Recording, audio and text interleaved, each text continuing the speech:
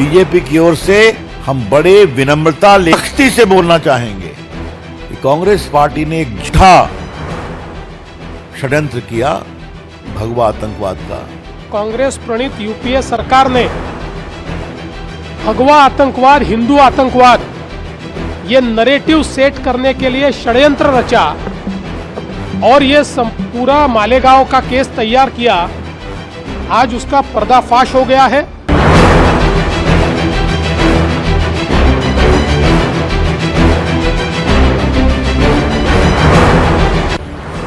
अब इसमें इन्वेस्टिगेशन बहुत गलत हुआ। दूसरी बात यह है कि 17 साल के बाद कोर्ट ने तमाम आरोपियों को एक्विट कर दिया।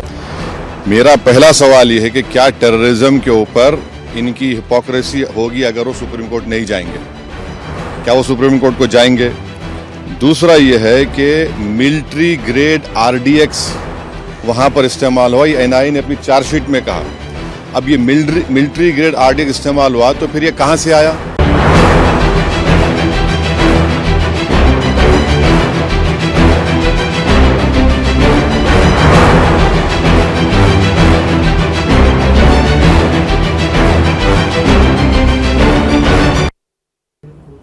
तो देखिए, मालेगांव ब्लास्ट को लेकर 17 साल बाद कोर्ट का फैसला आया। सभी जो 7 आरोपी थे उन्हें बरी कर दिया गया है। तो चर्चा आज इसी पर हम करने वाले हैं। चर्चा के लिए हमारे साथ तमाम मेहमान भी बने हुए हैं। देवेंद्र शास्त्री जी, देखिए सबसे पहले मैं आप ही के पास आना चाहूंगी। क्या कहेंगे इस फैसले को लेकर, क्योंकि देखिए बहुत लंबा टाइम लग गया, फैसला आया और सभी जो 7 आरोपी थे वो बरी कर दिए गए और साथ ही अब बीजेपी ये कह रही कि कांग्रेस ने साजिश रची थी, भगवा आतंकवाद को लेकर षड्यंत्र रचा था, इस तरीके के तमाम जो जिक्र किए गए थे उस टाइम पे भगवा आतंकवाद, जो कि ये शब्द काफी चर्चा में आया था इस ब्लास्ट के बाद। अब क्या कहेंगे इन सभी को लेकर और कोर्ट के इस फैसले को लेकर?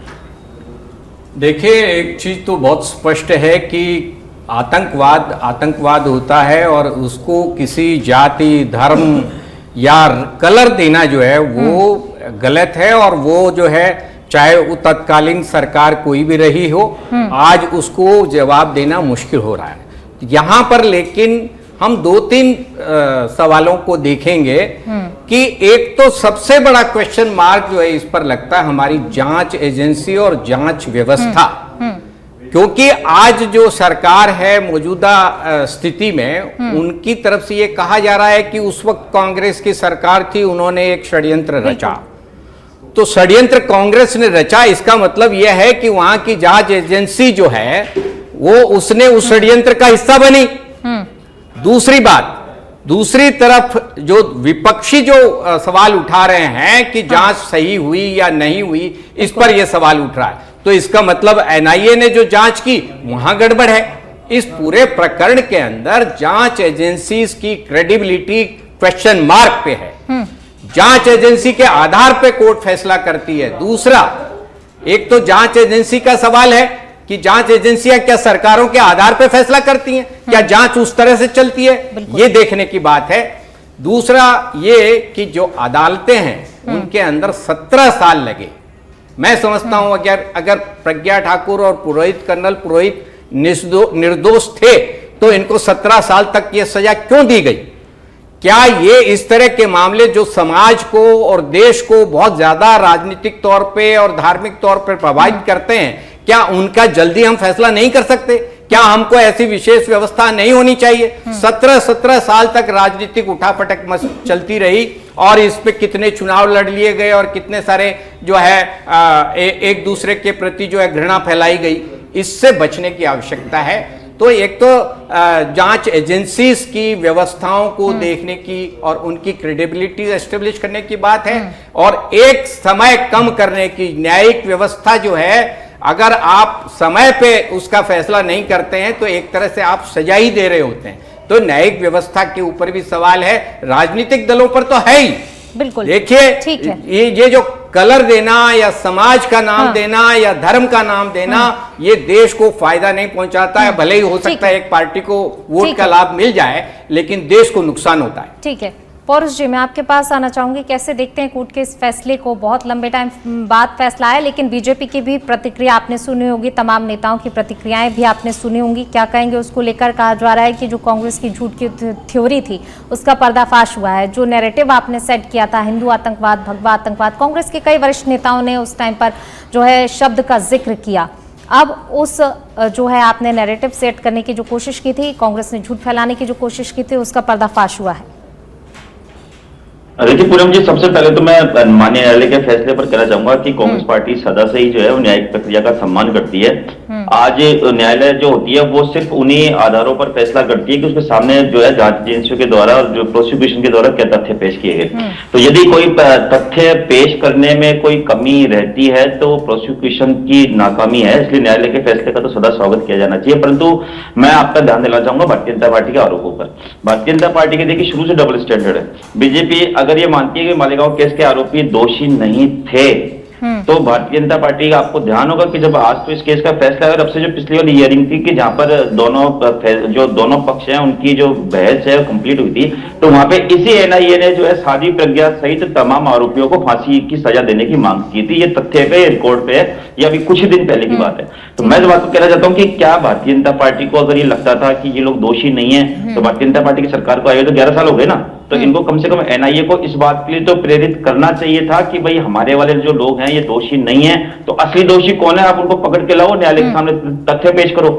तो 2011 में जब हमारी सरकार ने इसकी एजेंसी की जांच जो है इस पूरे मामले की जांच जो एनआईए को देती है और उसके बाद 2014 में भारतीय जनता पार्टी की सरकार बनती है, तो कम से कम भारतीय जनता पार्टी को अपनी थ्योरी पे तो कायम रहना चाहिए था।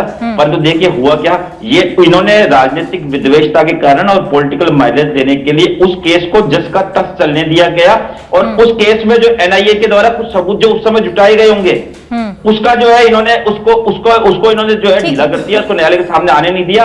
और अगर ये लोग वास्तव में इनके भारतीय जनता पार्टी के आरोपों में दम था, तो भारतीय जनता पार्टी को एनआईए को इस बात के लिए प्रेशराइज करना चाहिए था कि असली आरोपी जो भी हैं उनको आप पकड़ के लाओ। और हम जो बात बोल रहे हैं, ये बात आज कोर्ट ने बोली कि भाई जो जांच एजेंसी है वो ये बात साबित करने में विफल रही कि वहां पे आरोप जो कि उसके मामले के असली आरोपी कौन है। फिर देखिए तथ्यों पे तो बात की जाएगी ना। एक तरफ तो जब इसी एनआईए ने जब शुरू में कहा कि इस पूरे विस्फोट में मिलिट्री ग्रेड आरडीएक्स का इस्तेमाल हुआ, तो अगर कर्नल पुरोहित जो है वो अगर दोषी नहीं है, तो मिलिट्री ग्रेड का जो आरडीएक्स है वो सेना का ऐसा कौन सा आदमी था कि जिसने आतंकियों को सप्लाई किया? क्या एनआईए को इसका जवाब नहीं कोर्ट में नहीं देना चाहिए था? क्या अगर इन लोगों ने बम विस्फोट नहीं किया तो क्या बम विस्फोट नहीं हुआ? बम विस्फोट तो हुआ ना, 6 लोगों की जान गई, 100 से ज्यादा लोग घायल हुए। ठीक है, क्या एनआईए का फर्ज ये नहीं था? प्रीति जी, आपका रिएक्शन चाहूंगी। देखिए कहीं ना कहीं कांग्रेस ये कहने की कोशिश कर रही है इस केस को लूज किया गया है, अगर ये लोग दोषी नहीं है और इतना लंबा टाइम लग गया तो कोई ना कोई तो दोषी है, कोई ना कोई तो जिम्मेदार है। देखिए सबसे पहले तो ये हमारा ऐतिहासिक फैसला न्यायिक प्रणाली का है और ये बहुत ऐतिहासिक दिन है।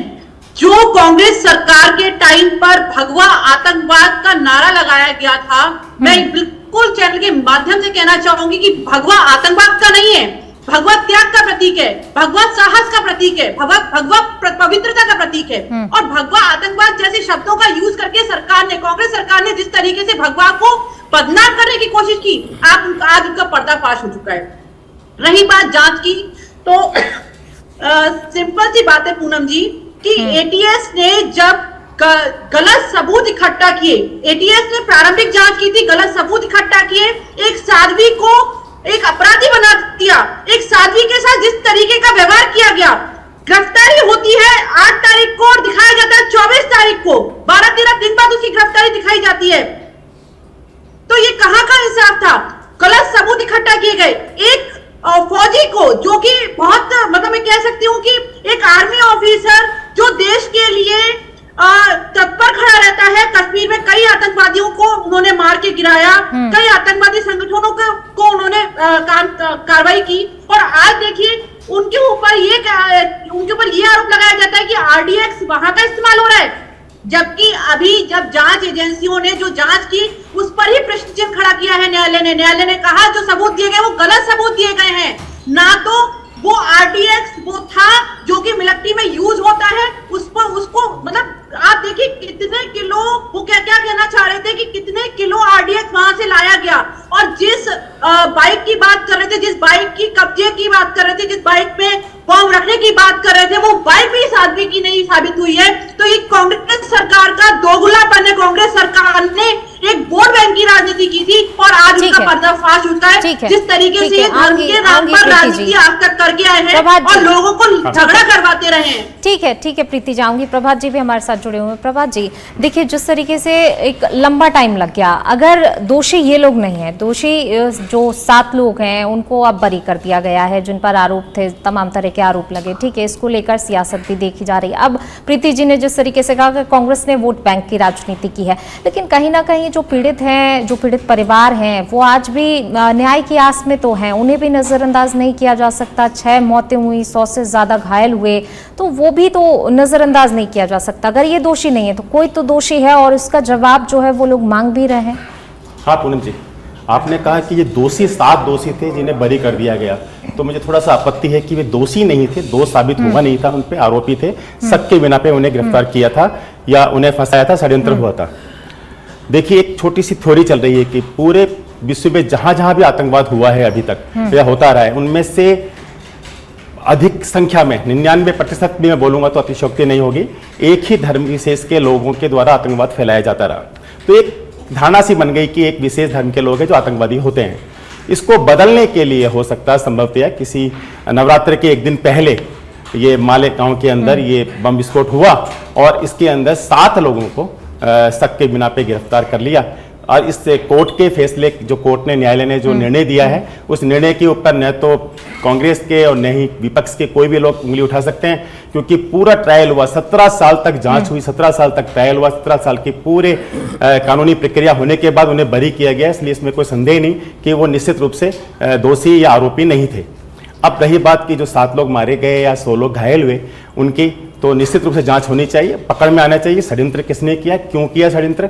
और जैसे ही ये बम विस्फोट हुआ उसके तुरंत बाद आप देखिए पूनम जी, पूरे भारतवर्ष में कांग्रेस के, चाहे वो गृह मंत्री हों, चाहे वो बड़े नेता हों, चाहे किसी कार्यक्रम के अंदर विदेशी राजदूत के साथ में बोलते हुए राहुल जी हों, ये सब एक ही बात कहते रहे, भगवा आतंकवाद है, हिंदू आतंकवाद है। जैसे वो बम विस्फोट हुआ, 7 लोगों को गिरफ्तार किया, इनके द्वारा बोला जाना, ये पूरा का पूरा इकोसिस्टम बनाने के प्रयास किया गया, एक सा नैरेटिव घड़ने का प्रयास किया गया कि हिंदू भी आतंकवादी हो सकते हैं, जबकि भगवा तो आतंकवाद हो ही नहीं सकता। भगवा वस्त्र धारण करने के बाद देखिए, भगवा के आतंकवाद का तो कोर्ट ने भी साफ कह दिया कि भगवा के आतंकवाद का तो कोई रंग ही नहीं होता, ये आज कोर्ट ने अपने फैसले में भी कहा। चलिए रमजान जी, मैं आपका रुख करना चाहूंगी, कैसे देखते हैं कोर्ट के इस फैसले को? 17 साल बाद फैसला आया, क्या कहेंगे इस फैसले को लेकर?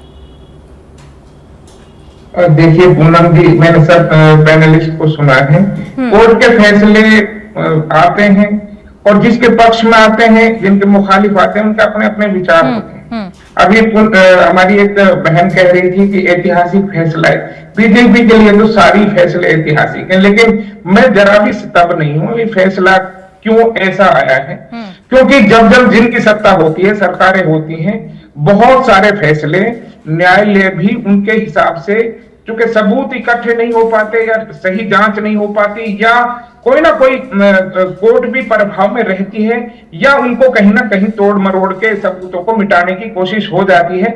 ऐसे फैसला कोई पहला नहीं आया है। गुजरात में 2000 लोग मारे गए थे, गुजरात में कोई भी उसमें दोषी साबित नहीं हुआ। बहुत सारे यहाँ पर कितने दंगे हुए हैं दिल्ली में, मुस्लिम बच्चे बंद हैं और दूसरा और उसमें कोई गुनहगार ही नहीं है। तो ये प्रक्रिया चलती है। 84 का दंगा हुआ, कांग्रेस ने, सबको पता है कि कांग्रेस के राज में हुआ, उनका अपना उनका बहुत प्रभाव था, कोई उसमें बहुत ज्यादा किसी को आरोपी नहीं बनाया गया, किसी की सजा कैद नहीं हुई। तो जब सरकारें होती हैं, उनका प्रभाव होता है, कोर्ट पर भी होता है, सबूतों पर भी होता है, जांच एजेंसियों पर भी होता है।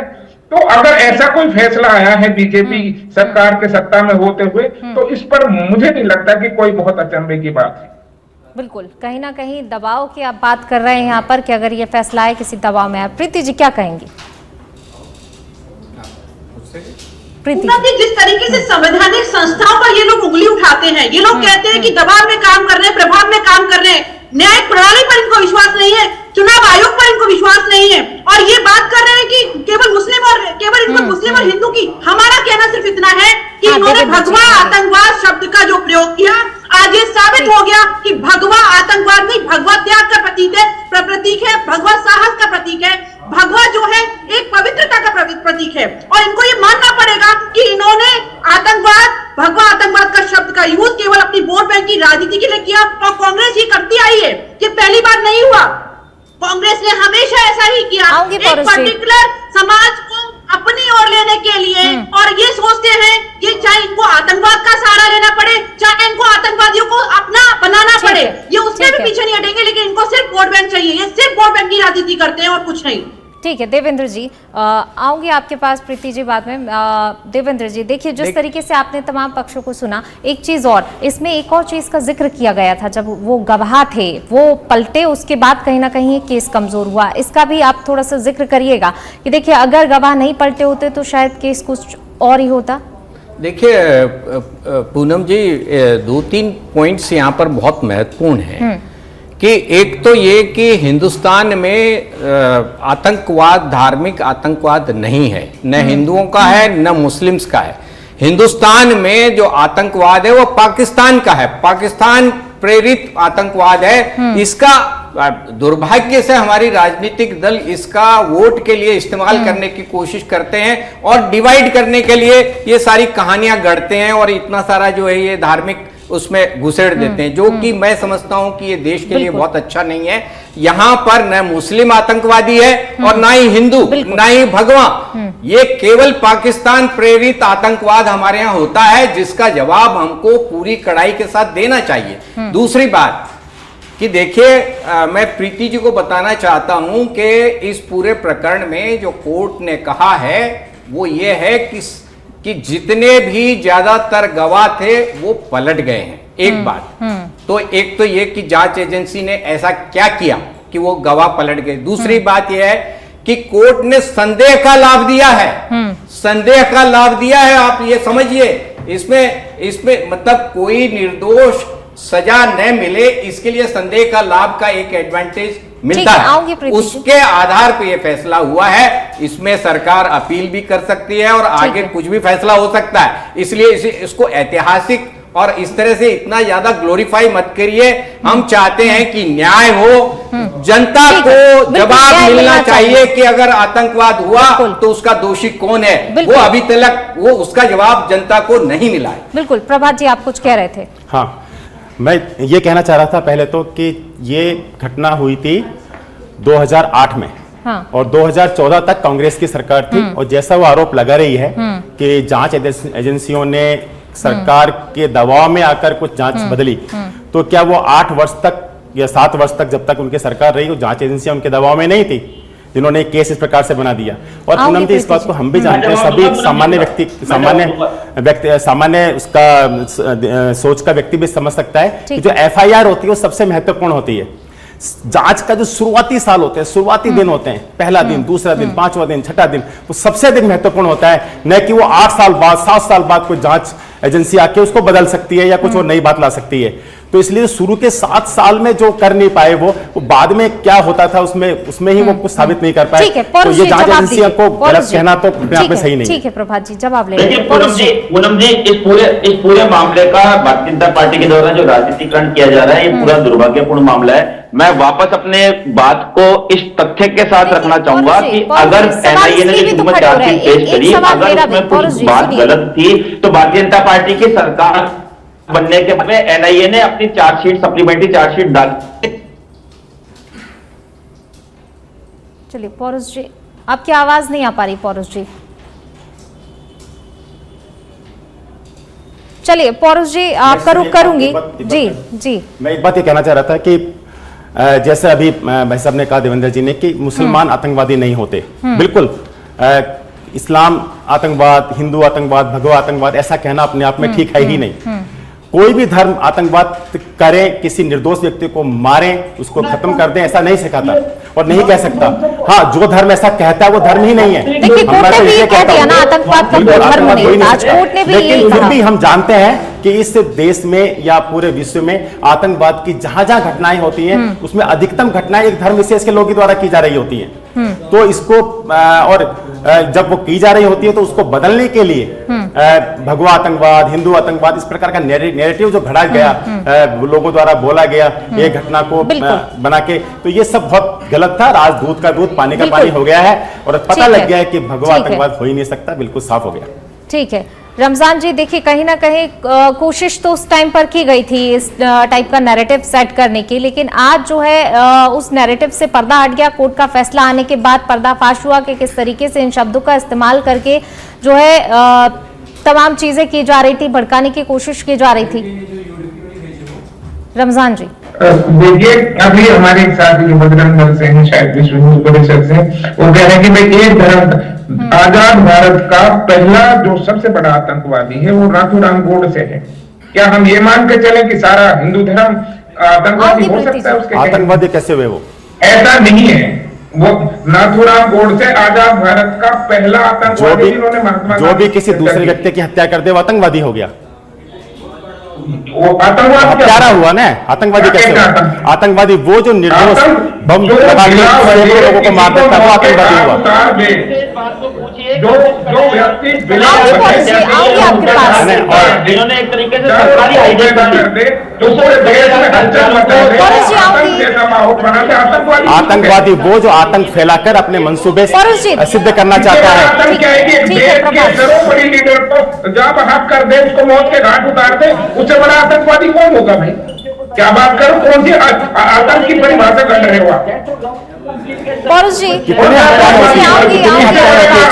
प्रतिदिन वो सारे आतंकवादी हो गए। चलिए ठीक है पौरुष जी, आपसे जब आप चाहोगे, देखिए उस टाइम पे नैरेटिव सेट करने की कोशिश तो की गई थी, कांग्रेस के कई वरिष्ठ नेता हैं, मुझे नाम गिनवाने की जरूरत भी नहीं कि किस किस की तरफ से कहा गया, लेकिन आज जैसे कि दिग्विजय सिंह खुद यू टर्न लेते नजर आए, आपने भी उनकी प्रतिक्रिया सुनी होगी। आज वो कह रहे हैं जब उस टाइम पर कहा गया था हिंदू आतंकवाद शब्द, आज वो कह रहे हैं कि किसी भी आतंकवाद का धर्म नहीं होता, आतंकवाद को धर्म से नहीं जोड़ा जा सकता। तमाम चीजें जो है दिग्विजय सिंह की तरफ से आज खुद कही गई हैं।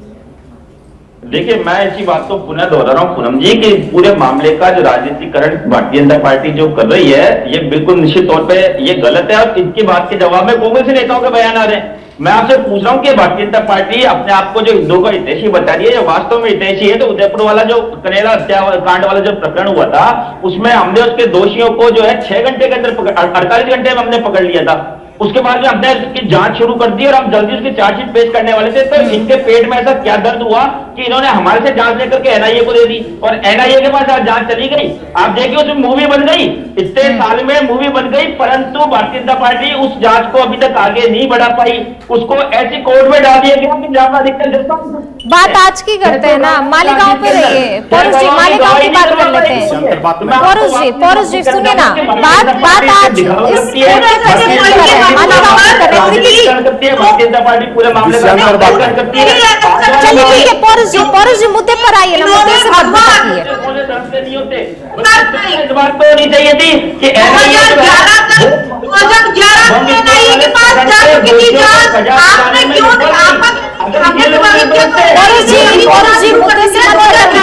पौरुष जी मुद्दे से मत भटकिए, बात मालेगांव की ही करिए, उदयपुर की मत करिए। ठीक है, चलिए मेरे पास समय की कमी है, आप सबका एक एक रिएक्शन चाहूंगी। प्रीति जी अपनी बात कंप्लीट कीजिए। पौरुष जी बीच में मत बोलिए ना, आपको समय दिया बोलने के लिए।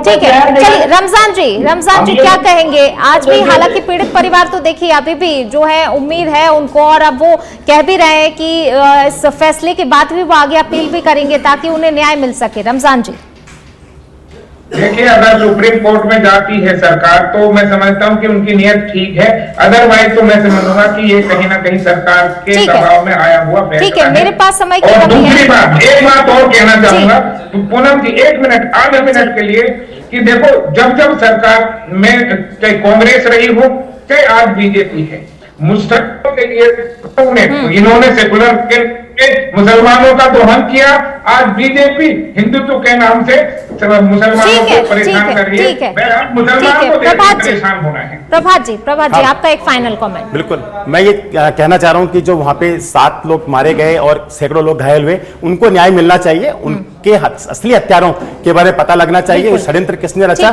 षड्यंत्र का पर्दाफाश होना चाहिए, जांच होनी चाहिए दोबारा से। ठीक है, देवेंद्र जी क्या कहेंगे एक फाइनल कमेंट? देखिए पूनम जी, इसमें सबसे महत्वपूर्ण जो बात है वो ये है कि जांच एजेंसीज के ऊपर बहुत बड़ा सवाल उठ रहा है कि जब सरकार जी बिल्कुल, चलिए ठीक है, शुक्रिया।